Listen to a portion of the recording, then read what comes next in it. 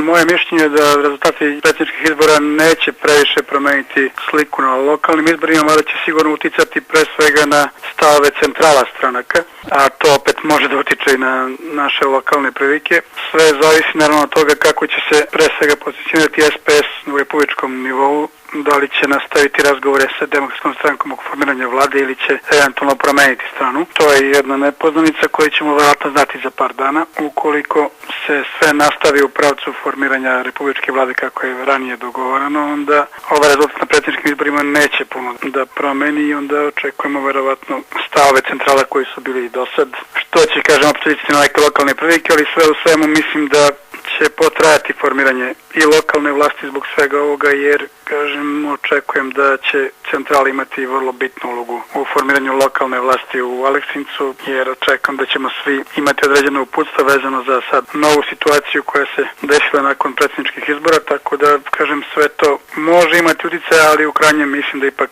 lokalni razgovori jesu najbitniji. Lokalne brojke, one koje smo imali posle lokalnih izbora, su također jako važne za formiranje nove koalicije, tako da pretpostavljam da će malo da učini situaciju složenijom, ali u krajnjem mislim da će ipak konačnu odluku donositi lokalni opštinski odbori i da će, zavisno od toga kako se budemo dogovarali ovim lokalnim kombinacijama, tako biti formirana vlast. Tako da sve u svemu jeste bitno što se juče desilo i može dotiče na lokalne koalicije, ali mislim da bi i bez toga ova priča oko lokalne vlasti bila složena kao što i jeste.